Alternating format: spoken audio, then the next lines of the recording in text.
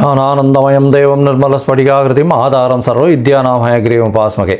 நேயர்கள் அனைவருக்கும் astro KS ஐயங்காரின் பணிவான நமஸ்காரங்கள். 17/11/2025 6/3/2026 வரலாம் உண்டான காலகட்டத்தில், அதாவது கார்த்திகை மாதம் 1ஆம் தேதி விஸ்வாவசு வருஷம் பார்த்தலையானால் திங்கட்கிழமை சனி, அதாவது திங்கட்கிழமை பிரதோஷ காலம், சோமவார பிரதோஷ காலம், மிகவும் வசந்த காலம். அந்த காலகட்டத்தில் சனி பகவான் கும்பராசியில் பூரட்டாதி நட்சத்திரம் 1ஆம் பாதத்தில் வக்ர நிவர்த்தி அடைகிறார். சரி, முதல்ல சனி பகவானுக்கு ஒரு வணக்கங்களை தெரிவிச்சுக்கலாம். நீலாஞ்சன சமாபாசாம் ரவிபுத்திரம் ஜமாகிருஜம் சாயா மார்த்தாண்ட சம்போதம் தம் நமாமி சனீஸ்வரம். சனி பகவானை வணங்கி கொள்ளும். சனி பகவான் காரகத்துவம் அப்படின்னு சொல்லுவோமே, ஆனால் அவர் பொதுவாகவே சனி பகவானை ஆயுள் காரகன் அப்படின்னு ஜோதிட சாஸ்திரம் சொல்கிறது. ஆயுள் காரகன், அதை தவிர உங்களுடைய வேலை, அதை தவிர உங்களுடைய 10ஆம் இடம்னு சொல்லக்கூடிய பதவி, புகழ், அந்தஸ்து, கௌரவம், இது எல்லாத்துக்குமே அவர் தான் காரகத்துவத்தை கொடுக்குறார். அது தவிர உங்களுடைய தொழில், ஜீவனம் அப்படின்னு சொல்லக்கூடியது, கடன், நோய்வாய்ப்படுதல், அது தவிர ஹாஸ்பிட்டலில் போய் அட்மிட் ஆகிறது, அசிங்கப்படுறது, அடுத்தவாகிட்ட அவமானப்படுறது, முடிஞ்ச வரலும் மறைஞ்சி வாழக்கூடிய காலகட்டம். இது எல்லாம் இருந்தாலும் ஒரு பக்கம் பார்த்தோன்னா சனீஸ்வரனால் போராளி குணம் வரும். உங்கள் பின்னாடி மக்களினுடைய செல்வாக்கு அதிகமாகும். சனி பகவான் எப்பொழுதுமே சனி கொடுக்கணும்னு நினச்சா யாராலையும் தடுக்க முடியாது. சனி பகவானுடைய சனி பகவானுடைய தசாபுக்திகளில் தான் பெரிய பெரிய தலைவர்கள்லாம் பெரிய இடத்த பிடிச்சிருக்கக்கூடிய காலகட்டமாக பார்க்குறோம். இந்த சனி பகவானின் காலகட்டத்தில் பார்த்தீங்கன்னா மக்களினுடைய செல்வாக்கை பெறக்கூடிய வாய்ப்புகள் மிகவும் அதிகம்.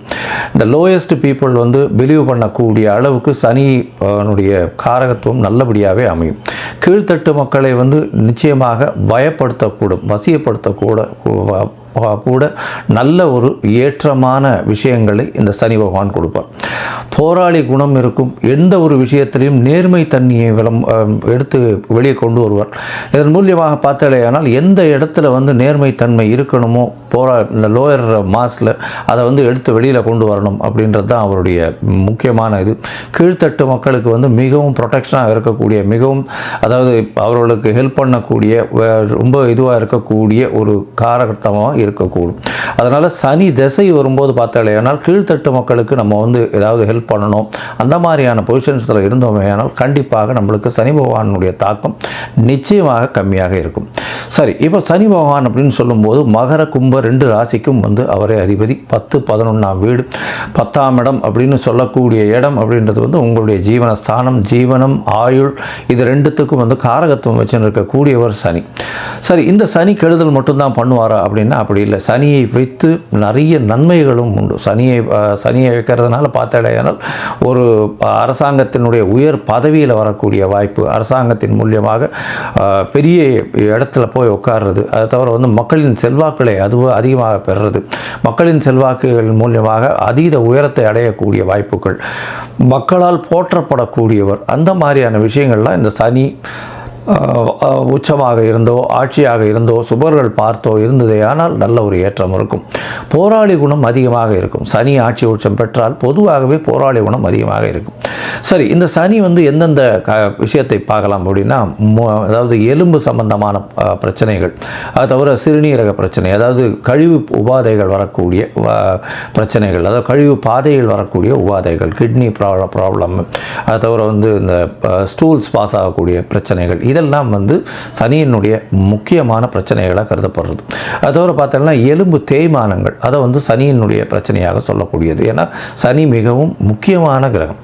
சரி, இந்த சனி பகவான் எந்தெந்த காலகட்டத்தில் யார் யாருக்கு இது பண்ணுவார் அப்படின்னு பார்க்கும்பொழுது, சனி பகவான் ஆட்சி உச்சம் பெற்றிருந்தால், சுவர்களின் பார்வையோடு இருந்தால் மிகவும் நல்லது. பொதுவாக சோம்பல் குணம் கொண்டவர்கள் இந்த சனி பகவானின் லக்னத்தில் சனி இருந்து சனி பகவானுடைய ஆட்சியில் இருக்கிறவங்களுக்கெல்லாம் கொஞ்சம் சோம்பேறி சோம்பேறித்தனம் அதிகமாக இருக்கும். பேச்சில் வன்மை அப்படின்றதெல்லாம் பார்த்திங்கன்னா ரொம்ப அதிகமாக இருக்கும். பேச்சின் மூலியமாகவே பிரபல்யமாகக்கூடியவர்களாகவும் இருப்பார்கள். சட்டம் ஒழுங்கெல்லாம் பார்த்திங்கன்னா இவங்களுக்கு இந்த சனி பகவான் ஆட்சி உச்சம் பெற்றவங்களுடைய பங்கு மிகவும் அதிகமாக இருக்கும். சரி, இப்போ பார்த்தாலேயானால் சனி பகவான் வக்கர நிவர்த்தி அடைகிறார். இந்த வக்கர நிவர்த்தி அடைகிறதுனால என்ன அப்படின்னு பார்த்தீங்கன்னா, இவ்வளவு நாளாக அவருடைய வேகம் கம்மியாக இருந்தது, அதன் மூலியமாக பலன்களும் கம்மியாக இருந்தது. இப்பொழுது பார்த்தீர்களேயானால் அவருடைய பலன்கள் மிகவும் அதிகமாக இருக்கும். ஏன்னா அடுத்த ஒரு கிட்டத்தட்ட ஒரு 4 மாத காலம்தான் வந்து இருக்க போகிறார். அதற்கு பிறகு அவருக்கு சனி பெயர்ச்சி 6/3/2026 வருது.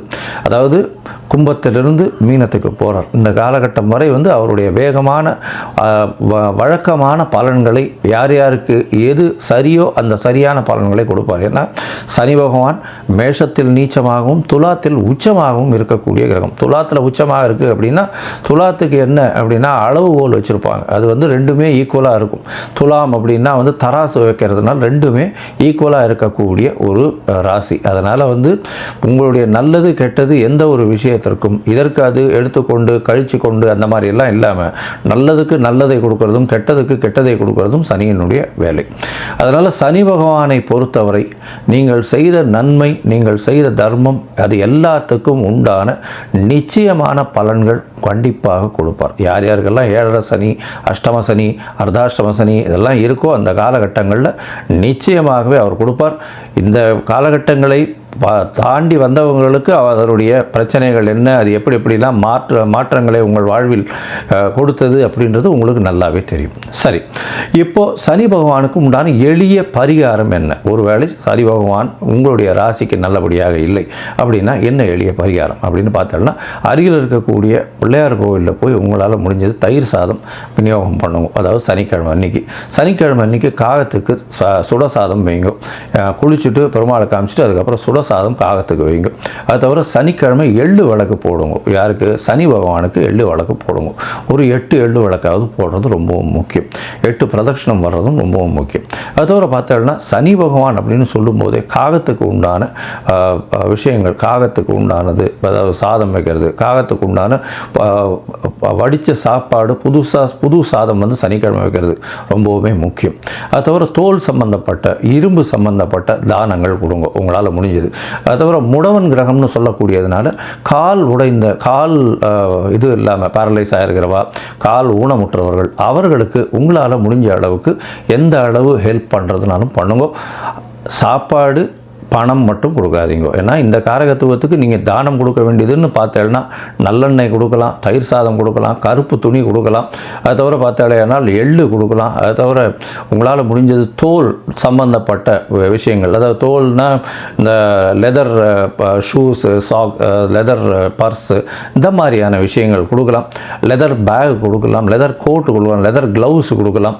அது தவிர வந்து இரும்பு சம்பந்தப்பட்ட விஷயங்கள், அதாவது உடல் உழைப்பை நம்பி இருக்கிறவர்கள், அதாவது வீடு இருக்கிறவர்கள், அதை தவிர வந்து இப்போ அந்த சுவேஜ் இந்த மாதிரியான விஷயங்கள், கீழ்த்தட்டு வேலைகள் செய்பவர்கள், அவர்களுக்கெல்லாம் உங்களால் முடிஞ்சது ஷூஸ் வந்து வாங்கி கொடுக்கலாம். இரும்பு சம்பந்தப்பட்ட அந்த பாண்டு, மம்முட்டி அந்த மாதிரியான விஷயங்கள் வாங்கி கொடுக்கறதன் மூலியமாக சனி பகவானுக்கு செய்யக்கூடிய பிரீத்தியாக இது எடுத்துக்கொள்ளப்படும். இரும்பு சம்பந்தப்பட்ட இந்த இரும்புன்னா ஆணி, அந்த மாதிரி சுத்தி, உளி இதெல்லாம் வாங்கி தானமாக சனிக்கிழமை கொடுக்கலாம். நல்லெண்ணெய் தானமாக வாங்கி சனிக்கிழமை கொடுக்கலாம். சரி, இந்த காலகட்டத்தில் உங்களுக்கு என்னென்ன விஷயங்கள் நடக்கும் அப்படின்னா, சனி பகவான் கும்பராசியில் இருக்கார். கும்பராசியிலிருந்து அவருடைய பார்வை அப்படின்னு சொல்லக்கூடியது சமசப்தம பார்வை அப்படின்னு சொல்லக்கூடியது சிம்மத்தில் விழும். அதாவது 7ஆம் இடம். 7ஆம் இடம் எல்லா கிரகங்களுக்குமே உண்டு. அதை தவிர வந்து பார்த்தீங்கன்னா அதீதமான பார்வைன்னு சொல்லக்கூடியது 3ஆம் இடம் மற்றும் 10ஆம் இடம். இது வந்து சனி பகவானுக்கு உண்டான விசேஷ பார்வைகள். 3ஆம் இடம்னு சொல்லக்கூடியது மேஷத்தையும், 10ஆம் இடம்னு சொல்லக்கூடியது விருச்சிகத்தையும் சனி பகவான் பார்க்குறார். இந்த காலகட்டத்தில் சனி பகவானின் பார்வையில் படக்கூடிய ராசிகளுக்கும் சிறு சிறு பிரச்சனைகளும் கண்டங்களும் வரக்கூடிய வாய்ப்புகள் மிகவும் அதிகம். சரி, இந்த காலகட்டத்தில் சனி பகவானுக்கு உண்டான எளிய, அதாவது காயத்ரி மந்திரம்னு சொல்லக்கூடியது ஓம் சனேஸ்வராய வித்மஹே சாயா புத்ராய தீமஹி தன்னோ சனேஸ்வர பிரசோதயாத்து அப்படின்றத ஒரு 8 தரம் ஒரு நாளைக்கும் சொல்லிட்டு வாங்க. நான் என்னுடைய யூடியூப் சேனல்லையும் வந்து அதை லிங்க் போடுறேன் பாருங்கள். அதை பார்த்து 8 தரம் சொல்லிட்டு வாங்க. உங்களுக்கு வரக்கூடிய பிரச்சனைகள் எல்லாமே சூரியனை கண்ட பனி போல நிச்சயமாக கரைந்து போகும். சரி, இப்போது மேஷம் முதல் மீனம் வரை ஒரு ராசியாக சனி பகவானுடைய பெயர்ச்சி, அதாவது வக்ர நிவர்த்தி எந்த மாதிரியான மாற்றத்தை கொடுக்கும் அப்படின்றத பார்ப்போம். உங்களுக்கு ஜோதிடத்திற்கு, அதாவது அஸ்ட்ராலஜிக்கல் கன்சல்ட் வேணும் அப்படின்னா, ஜோதிடத்திற்கு உண்டான கன்சல்டேஷன் வேணும்னா நீங்கள் உங்களுடைய date, time, place of birth, உங்களுடைய பெயர், உங்களுடைய தாய் தகப்பனார் பெயர் எனக்கு அனுப்பி வைங்கோ. என்னுடைய கட்டணம் என்னன்னு சொல்கிறேன். அந்த கட்டணத்தை நீங்கள் அனுப்பிச்சிட்டு அதற்கு பிறகு உங்களுக்கு நான் அப்பாயின்மெண்ட் தரேன். உங்களுடைய ஜாதகத்தை போட்டு அதில் சந்தி இருக்கா அப்படின்றத பார்த்துட்டு அதற்கப்புறம் உங்கள் ஜாதகத்தை போட்டுட்டு அவங்களுடைய டிஸ்கஷன் பண்ணுறேன். இப்போ நிறைய பேர் 50 வயசு 60 வயசு ஆனவாள்லாம் கூட சந்தி இருக்கிறது தெரியாமையே ரிஷபராசி மிருகசீரிஷ நட்சத்திரம் நினச்சிட்டு இருப்பா. ஆனால் மிதுன ராசி மிருகசீரிஷத்தில் இருப்பாள். அதாவது உடைந்த நட்சத்திரங்கள்லேயும் சரி, நட்சத்திர பாதங்கள்லேயும் மாற்றங்கள் அதிகமாக இருக்கும். இதனால் உங்களுக்கு இப்போது நல்ல தசை நடக்கிறது நினச்சிட்டு இருப்பீங்க, தசை ஒன்றும் கை கொடுக்காது, பெரிய பிரச்சனையில் மாட்டிட்டு இருப்பீங்க. சரி, இப்போது மேஷம் முதல் மீனம் வரை ஒரு ராசியாக சனி பகவான் வக்ர நிவர்த்தியினுடைய பலன்களை பார்க்கலாம். கன்னி, சித்திரை, சுவாதி, விசாகம் இந்த 3 நட்சத்திரம் 9 பாதங்களை கொண்ட ராசி. ராசியின் அதிபதி அப்படின்னு சொல்லக்கூடியவர் புதன். பொதுவாகவே பார்த்தாலேயானால் புதனுக்கும் சனிக்கும் ஒரு நல்ல நட்பாகவே இருக்கக்கூடிய காலகட்டம். இப்போ இவ்வளோ நாளாக வக்கரகதியில் இருந்தார். 17/11/2025 பார்த்தோம்னா வக்கர நிவர்த்தியாகிறது 6/3/2026 வரலாம். சரி, இந்த வக்கர நிவர்த்தி 6ஆம் இடத்துல இருக்கிறது அப்படின்னு பார்த்தோம்னா ருண ரோக சத்ருஸ்தானம் அப்படின்னு சொல்லக்கூடிய இடத்துலையே இருக்கார். அவர் சனி பகவான் பொதுவாகவே 6ஆம் இடத்தில் கெட்ட கிரகங்கள், அதாவது துர்கிரகங்கள் இருக்கிறது விசேஷம் அப்படின்றது ஜோதிட சாஸ்திரம் சொல்கிறது. எதுக்காக சொல்கிறது அப்படின்னா, அந்த இடத்துல போய் துர்கிரகங்கள் இருந்ததுன்னா அதனுடைய காரகத்துவம், அதனுடைய பாவத்துக்கு உண்டான வேலைகளை தடுக்கக்கூடும். ஏன்னா மறைவு ஸ்தானம் அப்படின்னு சொல்லக்கூடியது தீமை ஸ்தானம்னு சொல்லக்கூடியது. அதனால் 6ஆம் இடத்துல பார்த்தேனால் சனி இருக்கிறது ரொம்ப விசேஷம். அதுவும் ஆட்சி பெற்ற சனி இருப்பது நிச்சயமாக நல்லது. அது தவிர பார்த்தேனால் கும்பத்திலேயே சனியும் ராகுவும் சேர்ந்திருக்க 6ஆம் இடம் நல்லபடியாக வலுத்து போகக்கூடிய காலகட்டமாக அமைகிறது.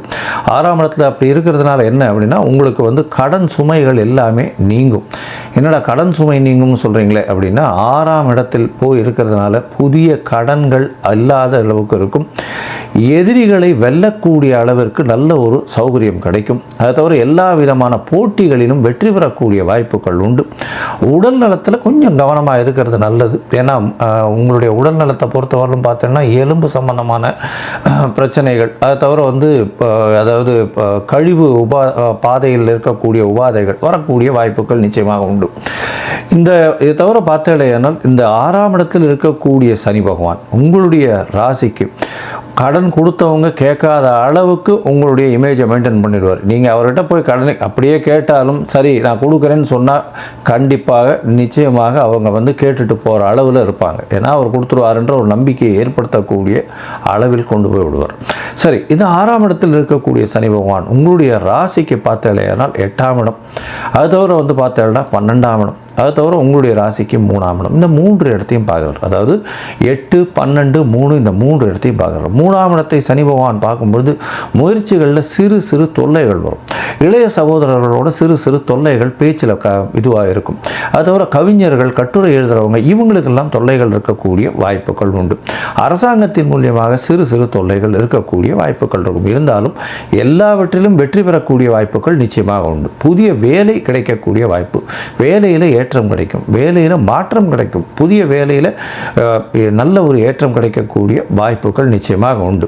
12ஆம் இடத்தை சனி பார்க்கறதுனால கண்டிப்பாக தூக்கம் கிடக்கூடிய வாய்ப்புகள் நிச்சயமாக இருக்கும். வெளிநாடு ஷார்ட் ட்ரிப் போயிட்டு வரக்கூடிய பாக்கியத்தை கொடுப்பார். புதிய வேலையில் அமர்த்துவார். வேலையில் இருக்கிற வேலையில் ப்ரமோஷனை கொடுப்பார். உங்களுக்கு கீழே நிறைய ஆட்கள் வேலை செய்கிற அளவுக்கு உங்களோட பொசிஷனை ஏற்றி விடுவார். இருந்தாலும் ஆட்களோட ஒரு ஒற்றுமை இல்லாமல் பிரச்சனைகள் சிறிது வரக்கூடிய வாய்ப்புகள் உண்டு. அதை தவிர பார்த்தலையானால் ராசிக்கு 8ஆம் இடத்தையும் சனி பார்க்கறதுனால மறைந்த இடத்திலிருந்து உங்களுக்கு பணம் வரக்கூடிய வாய்ப்புகள் நிச்சயமாக உண்டு. மறைந்த இடம்னு சொல்கிறோமே, அது என்னவாக இருக்கும் அப்படின்னா, ஏதாவது இது ஷேர்ஸில் போட்டது, கன்ஸ்ட்ரக்ஷன் ஏரியாவில் போட்டிருக்கிறது, இரும்பு சம்பந்தமான விஷயங்கள், திடீர்னு இல்லை பூமிக்கு அடியிலிருந்து சொத்துக்கள் வரக்கூடியது, புதையல்கள் கிடைக்கக்கூடியது, இதெல்லாம் வரக்கூடிய வாய்ப்புகள் நிச்சயமாக உண்டு. வீடு சம்பந்தமான திடீரென்று பொருள் சம்பந்தமான சம்பந்தமான வரக்கூடிய வாய்ப்புகள் நிச்சயமாக இருக்கும். இந்த காலகட்டத்தில் பார்த்தாலேயாலும் பொதுவாகவே, அதாவது மொத்தத்தில் பார்க்கும்போது இந்த கன்னியா ராசிக்காரர்களுக்கு 6ஆம் இடத்தில் சனி இருப்பது ஏற்றமான காலம். ராகுவோடு சேர்ந்த சனியாக இருக்கிறார். வக்கர நிவர்த்தியம் ஆயிடுறது. புதிய வேலையில் ஏற்றம், வேலையில் மாற்றம் கிடைக்கக்கூடிய வாய்ப்புகள் நிச்சயமாக உண்டு.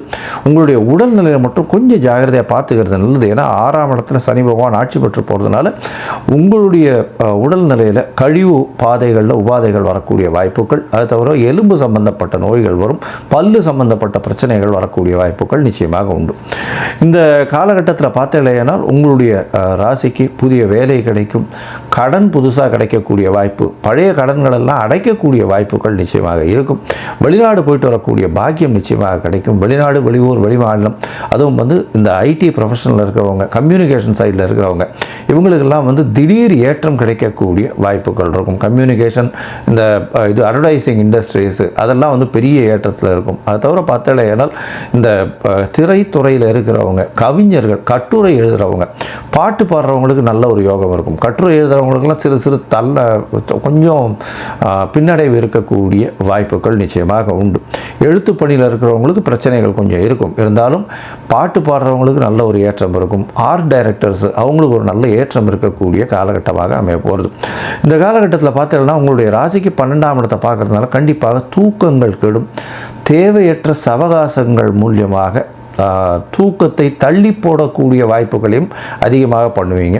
அதை தவிர பார்த்திங்கன்னா சில காலங்களில் போதை பழக்கத்துக்கு அருமையாகக்கூடிய வாய்ப்புகள் நிச்சயமாக உண்டு. சில பேருக்கு கொஞ்சம் பொறுமையாக ஜாகிரதையாக பார்த்து இருக்கிறது ரொம்பவுமே நல்லது. ஏன்னா இப்போ சனியும் ராகும் குருவினுடைய பார்வையிலோ சுபர்களுடைய பார்வையிலோ இல்லாமல் இருக்கிறது அது அந்த அளவு விசேஷத்தை கொடுக்காது. ஜாகிரதையாக இருக்கிறது நல்லது.